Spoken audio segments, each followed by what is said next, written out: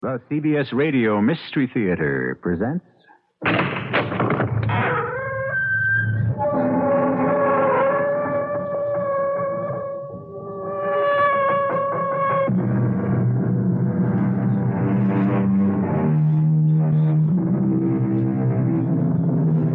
Come in. Welcome. I'm E.G. Marshall, moderator of these meanderings through the mysterious and the macabre. We say revenge is sweet, but the accurate quote is, sweet is revenge. And the full quote is, sweet is revenge, especially to women. And it was written by Lord Byron, who certainly was in a position to know. And if you don't believe Lord Byron, you can take the word of Molière, who said, a woman always has her revenge ready. Does revenge really come more easily and readily to women? Or is this the chauvinism of male writers?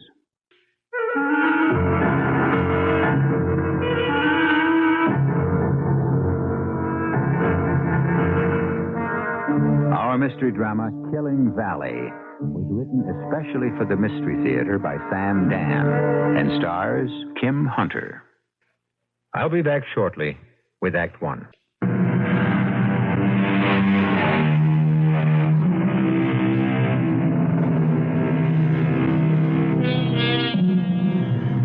You've heard it said, good name, in man or woman, is the immediate jewel of their souls. And I suppose what it comes down to for everyone is the reaction the mention of our name creates in others. Polly Preston still has to get used to the fact that her name has suddenly acquired meaning. It wasn't too long ago that mention of her name wouldn't even cause a ripple. But now it really roils the waters. At the 37th floor, I stepped off the elevator. The stunningly beautiful, immaculately groomed blonde secretary, with the mandatory English accent, put honey and heather into her voice as she said to me, "Oh, how do you do, Miss Preston? You look marvelous. The book, I understand, is doing fabulously. You're to go right in. Mr. Cantwell is expecting you." What a difference 6 months in a bestseller can make. Hey, hello, Polly. Am I late? Just fashionably. Now, about the advance on your new book. Herb, you'll have to discuss that with my agent. Little Polly Preston, 6 months ago I had to advance you money for your room rent. And now you're having a headache with your taxes. A most delightful headache. Have you thought about your next book? Any ideas? Well, I should have a first draft in 3 weeks. You'll have another bestseller. Ah, what's it about? Ever hear of a town called Killing Valley? No. I was born and raised there. Oh, a book on life in a small town, huh? Yes, and it's already written. Everything's in my head. But it's been 10 years since I've seen the place. I'll go back there for a few days. I want to get the feel of it again. You know, if I were you, I'd go back there for at least a month.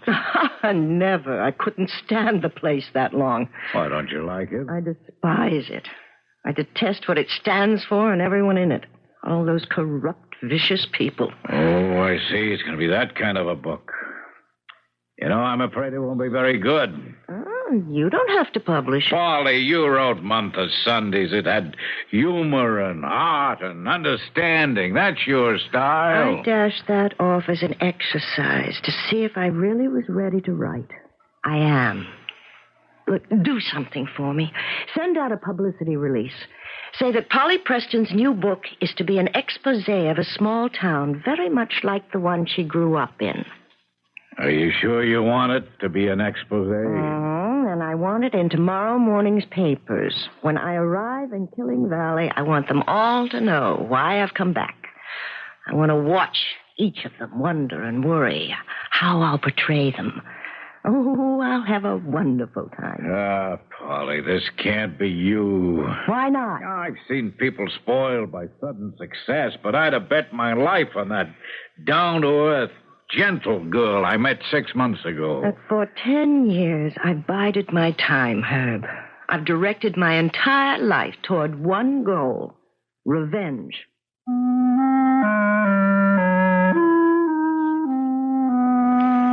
Killing Valley.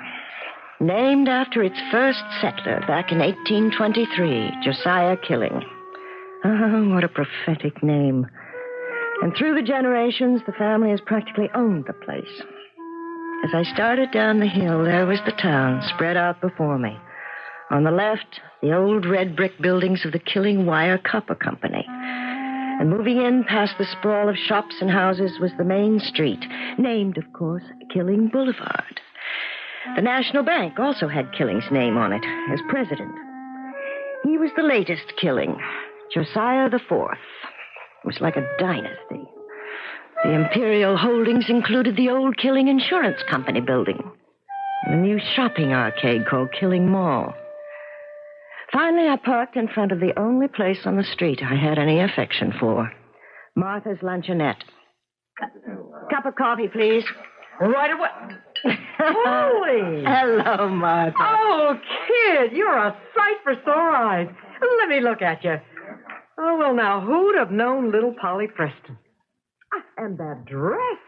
It's got to be from Paris. Oh, you look wonderful, too, Martha. Oh, I'm just getting older and fatter. Oh, ain't there going to be a hot time in this old bird tonight? And every night from here on in. Really? Wow, it was in all the papers. Polly Preston to return to hometown of Killing Valley, which will be the locale of her new book. You still make the world's best cup of coffee, Martha. They don't appreciate it. How's your dad? Well, he's at the Veterans Hospital, you know. Oh, I'll find time to run over and see him. Hey, no, don't bother. Why?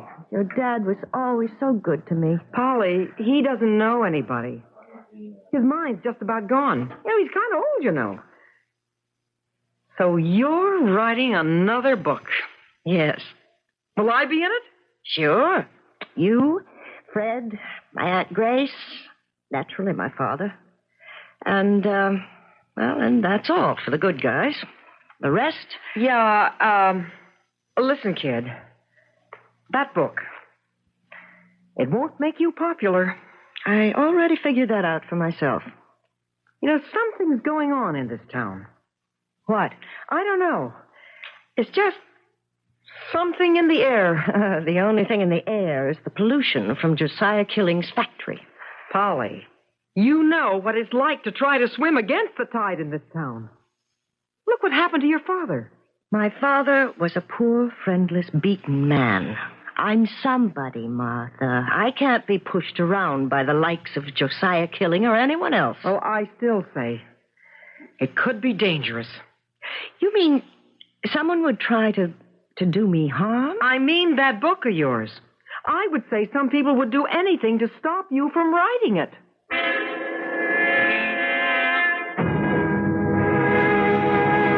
Sit down, Mr. Killing. I'm about to fly home, Mr. Mears. Thought I'd say goodbye. I've given you folks all the information you need. Yes. Do I detect a shade of doubt in that yes? Well, you see, Mr. Killing, the underwriting group would ordinarily look at your proposition as an extremely sound investment. Ordinarily? I thought that was all settled yesterday. Well, Well, what? Are you saying people have changed their minds? If so, sir, I'm entitled to an explanation. Well, I think we may be entitled to an explanation. You have asked our group to invest millions in the revitalization of the town of Killing Valley. And I tell you, it's a fantastically sound investment. Yes. Do you know Polly Preston? Of course I know Polly Preston. Knew a father and a mother. Well, Miss Preston is a very successful novelist, and there have been reports she intends to write a book about Killing Valley. Well, now, what does that have to do An with... exposé. Of what? According to the publicity of all the sordid, corrupt, and immoral people who live there. What? Well, that's Look, is it true? Is what true? Are the people who live there sordid, corrupt, and immoral? Absolutely not, Mr. Mears. No more so than the people who live anywhere else. Well, quite frankly, that book isn't going to do our project very much good. Oh, you could write a book like that about any town. Unfortunately, a prominent writer has chosen to write one about Killing Valley, and the timing couldn't be worse. Frankly, I only see one way out. And what's that? Convince her not to write that book. Convince her? Oh, how? I don't know. But one way or another, you have to stop her.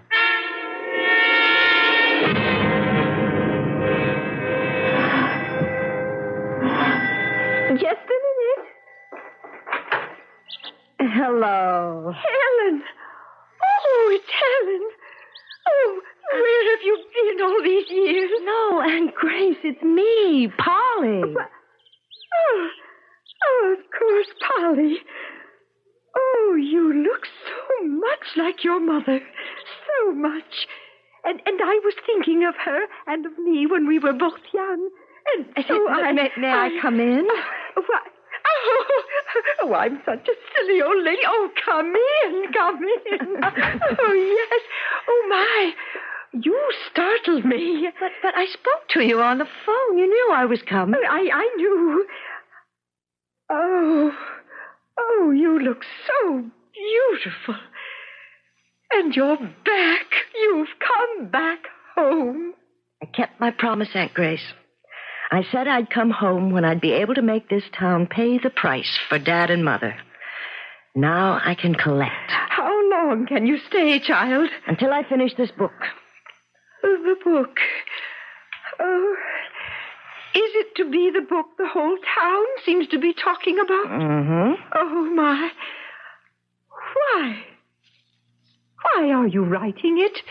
Aunt Grace, you of all people should know what this town did to my father. And to your own sister. Yes. I want revenge. Oh, Polly, don't write that book. The past is gone. Don't disturb it. They'll kill you. Oh, well, that's the second threat today. Martha's afraid for my safety, too. Oh, that's not the sort of thing I mean. Polly, you're writing this book in order to kill people. Well, that's Thus what you become a killer also. And the first person you kill is yourself. The self that is kind and generous and open-hearted. Oh, don't kill that person. That young girl I knew.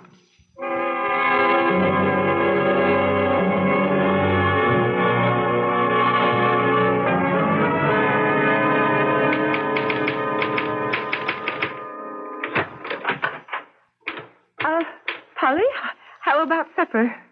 Supper? Oh, Aunt Grace, don't tell me it's that time already. Your favorite stew is in the oven. And here are your first 20 pages. How do you like it so far? Well, I don't know. Now, why don't you like it? Well, I didn't say I didn't like it. On the other hand, you didn't say you did like it. And Josiah Killing is a selfish, arrogant man. That's putting it mildly. And everyone in town is afraid of him. They have to be. He doles out their daily bread. Could you expect folks to side with your father against him? Josiah framed my dad. My father was not a thief. Well, the jury was guided by the evidence. The jury constantly kept one eye on Josiah Killing. I'll answer it, Aunt Grace. Hello? Hello? Get out of town. Who is this? Get out of Killing, Polly. Who are you? Polly, what's wrong? You'll write that book, and you're dead. Hello? Hello?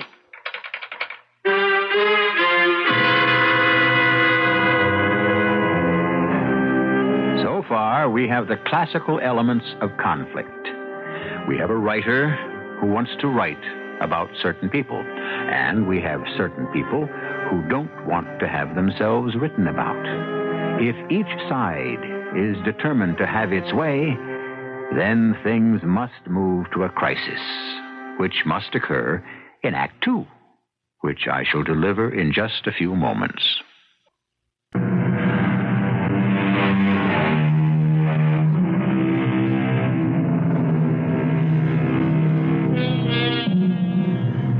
Life in a democracy is filled with problems, which is probably why it is so fascinating.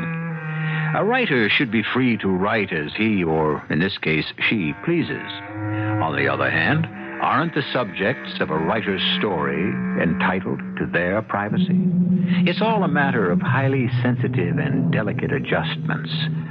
Of course, there are always those impatient and impetuous people who prefer to cut through all the niceties and take direct, violent action. Polly, you should call the police. The police? That's what the police are for.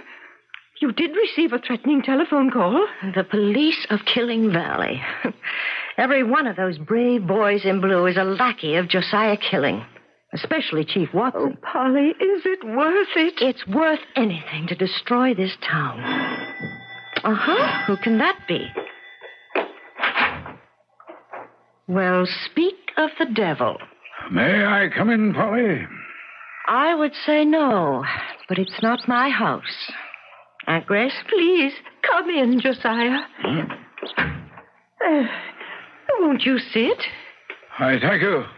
I just received an interesting telephone call. Some hoodlum, no doubt, in your employ, threatened me. Now, why do you say in my employ? Doesn't everyone in this town work for you? If you receive such a call. If? There are people in this town who are nervous and upset. And with good cause. I'm sure it was just someone letting off steam, just as you are. Just as I am. Well, that's what this book's all about, isn't it? Letting off steam. Polly, I've come here to ask you not to write that book. You've come here to threaten me. I'm here to appeal to your sense of fairness. Fairness? Polly. Oh, my. What? Look, I'll be as fair to you as you were to my father.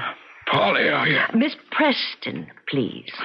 This town cannot defend itself against your charges. Who's being charged? I'm writing a book about a small town. Who says it's this one? Well, everyone's going to assume I'm that... not responsible for that. Do you want to destroy us? I can't do that. I can cause you all some embarrassment. But after a while, who will really care? You can destroy us. I'll divulge a secret. You're talking about the welfare of 10,000 human beings. And how indifferent were those 10,000 to the suffering of one human being named Jim Preston? Polly, I came here to appeal to your sense of justice. Well, you've come at the wrong time. To the wrong place. Now, Polly, You hated my father. Do you deny it? No. I did hate your father. And why did you hate my father? Now, Polly? You hated my father because he married my mother. Because he married Helen McLeod, the girl you had chosen for yourself. He did what no one else around here would ever dream of. He took something that you wanted. He had the audacity to defy you. And you hounded him to his grave. You saw to it that no one would ever hire him. You killed him. And that broke my mother's heart, so you killed her, too. Polly, you must... And now get out.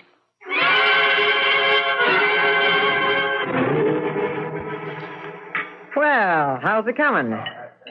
Oh, just great. Oh, by the way, Polly, I'm financially grateful to you. Why? Everybody knows you and I are old chums. Well, if I have a true friend in this world, it's you.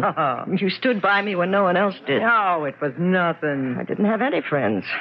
Nobody wanted their kids to play with that Preston girl. After all, wasn't my father a bum?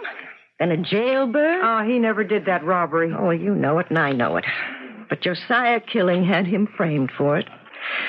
Albie Stewart swore he found Dad's watch near the office safe. And didn't Josiah promote Albie to foreman a month after the trial? Well, you don't have to convince me, kid. And Artie Horn identified the man who was running away as my friend. Didn't Artie get a big loan from the bank a few weeks later? Yeah, that's how it went. Oh, I hope you don't mind my coming in here and blowing off steam, but it clears my mind. I should be getting back to that typewriter. Polly, I think maybe you'd better leave here. Finish the book in New York. Why? Oh, I got a feeling I think things are going to get rough around here. I'm not afraid. If you're going to turn the place inside out, you ought to be.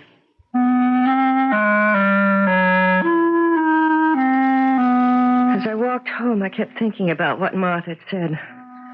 Why not finish the book in New York? Why was I staying? What was keeping me here? What was I enjoying it?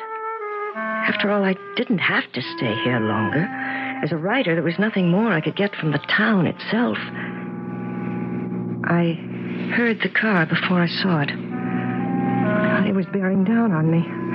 Surely I'd be killed for what seemed an eternity, but it must only have been a fraction of a second. I was frozen. And then, as I was about to be overwhelmed by a screaming mass of metal, somehow I managed to hurl myself out of the way. I fell against the curb. I felt a stab of pain, but I knew it was from the fall. I wasn't hit. I knew I'd be all right. I also knew that attempt had been deliberate.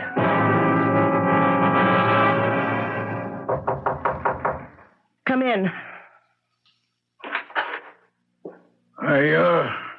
Your aunt said that you would see me.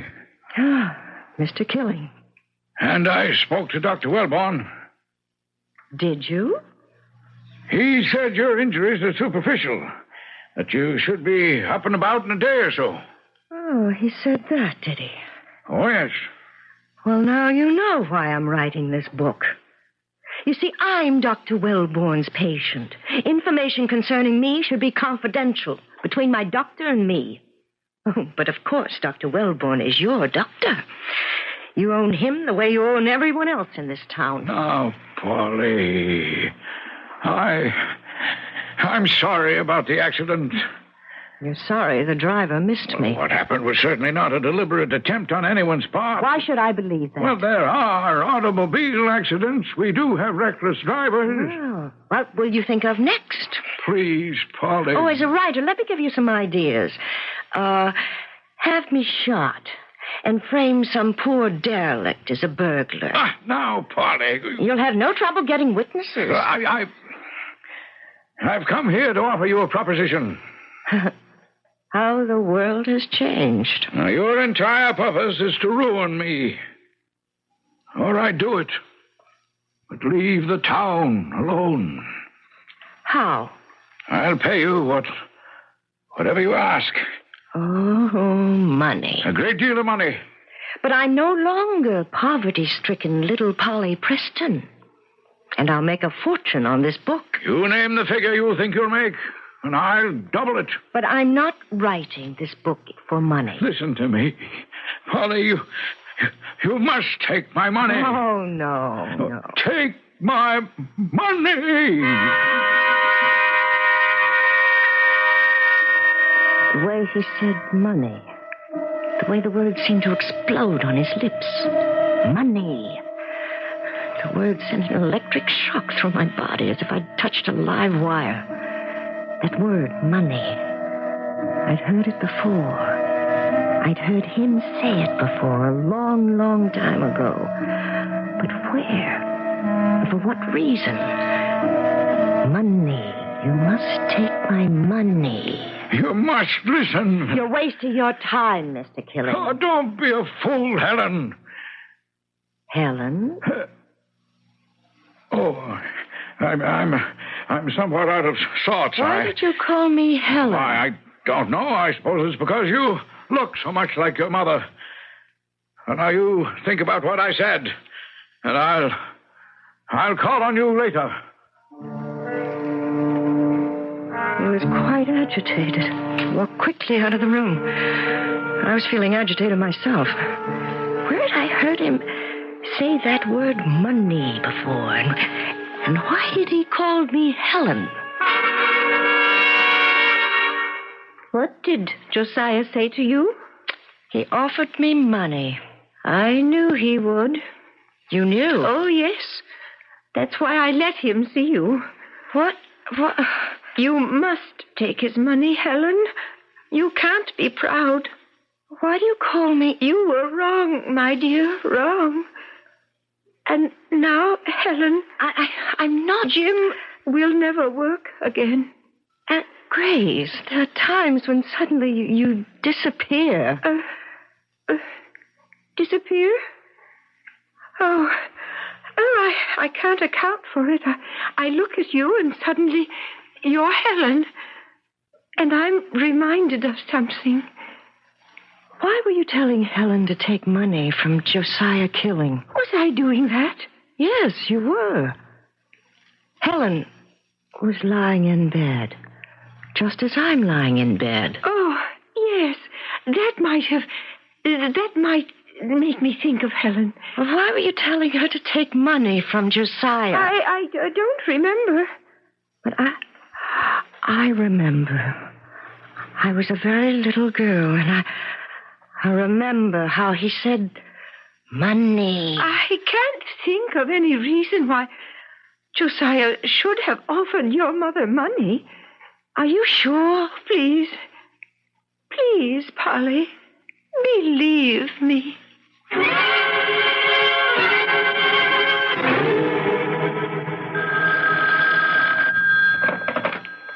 Hello? Mr. Killing, it's John Mears. Oh, yes. Oh, what you have to tell me? What do you have to tell me? Anything new on that book? Have you been able to kill it? Oh, not yet. Well, it's still the fly in the ointment, you know. I have a way of stopping her. I hope so. But you realize, of course, you can't take her to court. The publicity would defeat the purpose. Yes, I understand. And not that either of us would even consider it, but any kind of rough stuff is out. Well, naturally.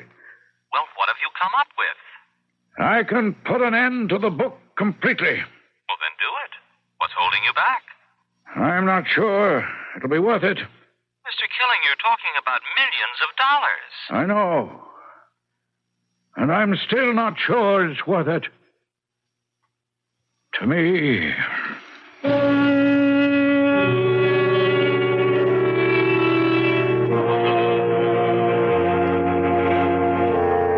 Balzac had a word of advice for all writers and speakers. He said, keep your words to yourself, because they belong to you, and not to other folk, who will only twist them to serve their own purposes. Here we thought all along that Josiah Killing would do anything to stop Polly Preston from writing that book. And now we find out the sky is not the limit. The limit will be clearly defined when I shall return with Act 3.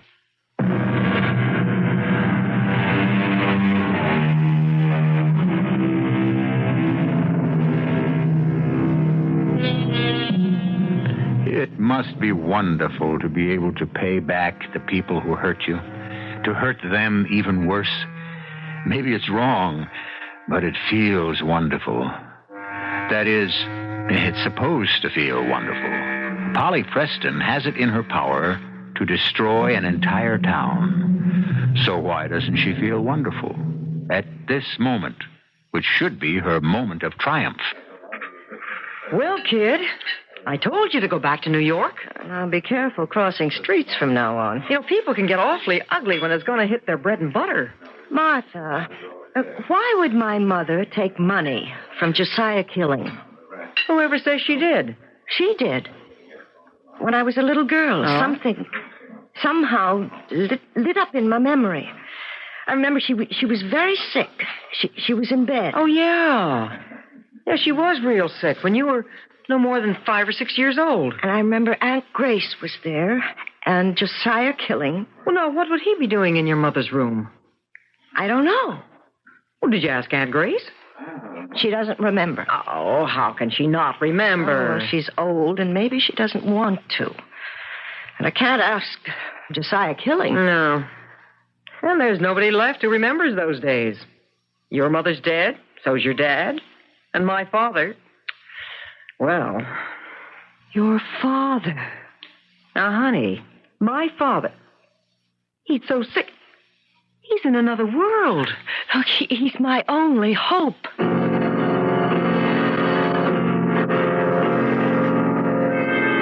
Oh, sure. You're Jimmy's little girl, yeah? I remember you. Your name is Helen. Oh, and my mother's name is Helen. Oh, sure, Helen. I know Helen. Helen McLeod. How is your mother? She's... Oh, you know, Jimmy's supposed to come to see me today. We got a veterans meeting. Jimmy and we're going to go to the convention in Washington. Mr. Doyle. Oh, no, not Mr. Doyle. Uncle Jack. Right, Uncle Jack. Did Mr. Killing ever give my mother any money? Oh, sure. Lots of money. Now, what can be keeping your old man? When did Josiah Killing give my mother money? Always, all the time. You know, if your old man keeps me waiting much longer... Why did he give my mother money? I'll go without him. That's what I'll do. Why did he give my mother money? Oh, why, poor Jimmy. He never had any money to give your mother. I don't mean my dad. I mean Mr. Killing. You see, Jimmy meant well, but if he ever got his hands on $1... he'd spend it on the booze. I'm not talking about... And I helped him. The good Lord forgive me. Tell me about my mother and Josiah Killing. Your mother. She was the prettiest girl in town. And Josiah Killing was sweet on her. Engaged they was. And Jimmy said to me, Jack, I'll bet you $5 I can get her away from him. And I said, man, you're crazy. And he was. But he did it. Who could resist your old man? Look, I know all that. But why did Josiah give her money? Did he give her money? Who said that? You did. Oh, well, then it must be true. Tell me why. Now, Helen. I'm not Helen. Well, there's no need of your yelling at me. I can't stop Jimmy's drinking. Please. I'm not the one that gets him into trouble. He's the one who gets me into trouble. And that's why I can't ever hold a job. And Martha, my little girl Martha, can't even go to school. She's got to sling hash in that greasy spoon. I'm a bad father. I'm so bad. But at least I ain't as bad as Jimmy Preston. What are you saying about Jimmy Preston? He's your best friend. Oh, yes. Yes, my best friend. Yes. Oh, I told you about him. I told you, Helen, before you married him. I'm not Helen. I'm Polly. Oh, yeah, sure. Little Polly. So nice of you to come to see me. Uncle Jack, please, think. Try to remember. Why would Josiah give my mother money? Josiah Killing giving away money? Why, he wouldn't give away the time of day. Now, why is that old man of yours keeping me waiting? Suddenly, something was happening inside of me. I didn't know what it was, but it somehow concerned my mother, my father, and Josiah Killing. And why he'd been giving my mother money. It was all so long ago, and I was so young. All I had were little stabs of memory. Tiny glimmers shone briefly and died. Money, that word. And it was how that word changed in sound.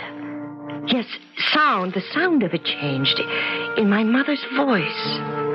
Oh, my Aunt Grace could tell me. I'd make her tell me, in spite of herself. Am I disturbing anything? Oh, no, Aunt Grace. Come in. I haven't heard that typewriter going. Well, I'm thinking. Of what? Money.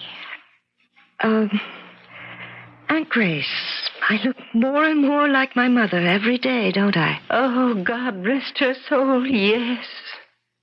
It's the same face. And my voice? Oh, Helen. I can't take the money, Grace. I can't. Is it pride, my dear? What about the child? Don't make me take his money. Jimmy will never know. Grace, I don't know what to do. He loves you. I know. A woman always knows. Josiah loves you. And so, therefore, it isn't wrong. But take the money. It's all right. He loves you. But I'm married now. It doesn't matter. How can you say that it doesn't matter? Let him be good to you. But it's wrong. No. If it's an act of love, then it's right. Aunt Grace. What? So my mother betrayed my father? Oh, Polly, what are you saying? How can you think? Even she betrayed Who him? told you this monstrous falsehood? You did. I said no such thing. My mother had an affair with Josiah Killing. Polly, you must be mad. He corrupted everybody, even her. He robbed my father of everything, even of me. Polly, what are you saying? And it was my mission to write that book as a memory to my father, to save his name. Polly. But Josiah is going to stop me. You see how? Just before the book goes to press, he'll confront me with the proof. Proof of what? Proof of the fact that my mother was his mistress. His bought and paid for mistress. You can't say that. Oh, yes. Here I am writing about the gutter morality of this town, and who's down in the mud with the rest of them? My own mother. That's not true. It's not what happened. Well, what did happen? You mustn't think badly of your mother, dear. Oh, no, of course not. Look, why don't you sit back in the chair and relax? I'll try to nap also. Just relax, Aunt Grace. Relax and close your eyes.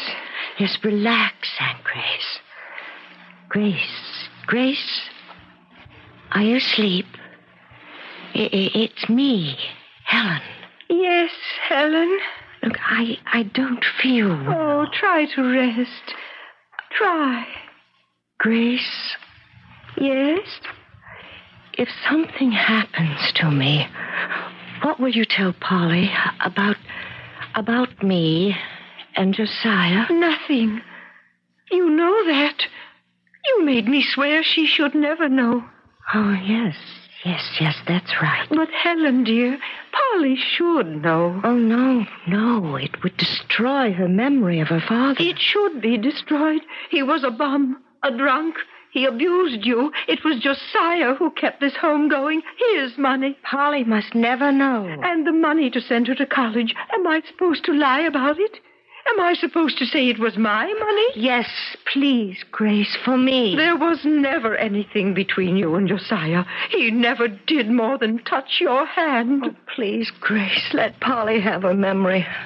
Let her keep her father. He was no good. Even Josiah's influence couldn't get him free on that charge of burglary. Jim's dead. Let Polly have something. And Josiah? Ask him to show you a certain letter.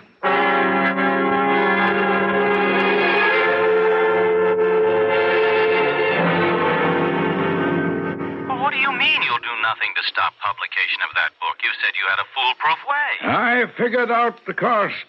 It isn't worth it. Let her publish, Mr. Mears. Well, then this has to be the end of our interest in Killing Valley. I'm sorry. Yeah, so am I. Mr. Killing? Josiah?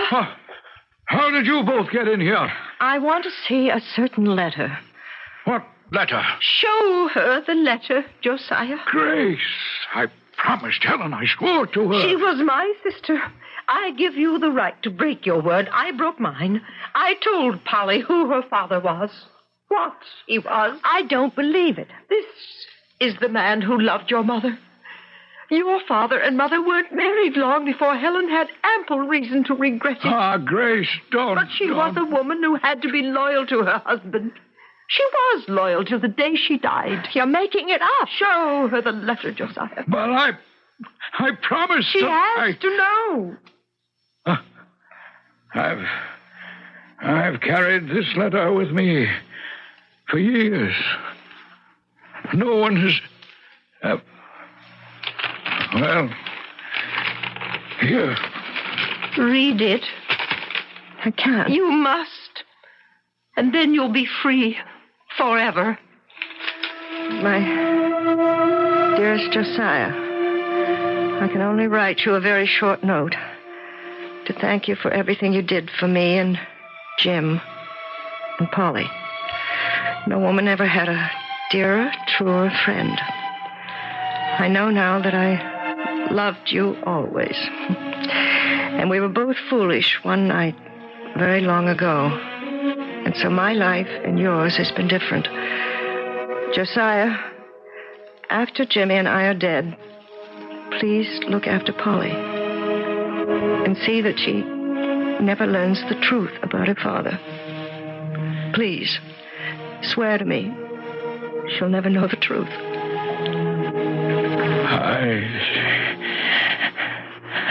I'm sorry. Where are you going, Polly? Home. I have to. You see, there's a book that's burning up inside me. A book about some wonderful people. And I can't wait to sit down and write it.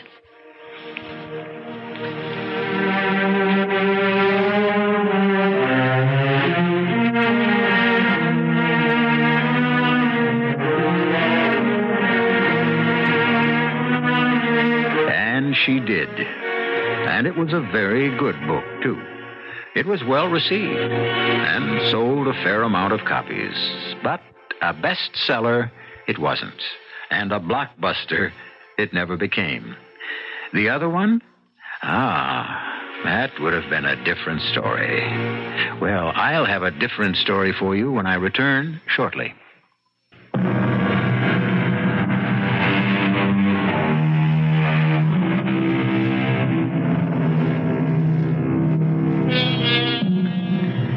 The sounds of silence. The people who cry without tears, like Helen McLeod Preston. And those who love without ever touching or even speaking, like Helen and Josiah Killing. And too often, we listen for words and look for actions as the clue to meaning. But all the while, all that matters is that which is hidden inside. But we hide nothing at all from you here, 7 times each week. Our cast included Kim Hunter, Joan Shea, Ian Martin, and William Redfield. The entire production was under the direction of Hyman Brown. This is E.G. Marshall inviting you to return to our Mystery Theater for another adventure in the macabre. Until next time, pleasant dreams.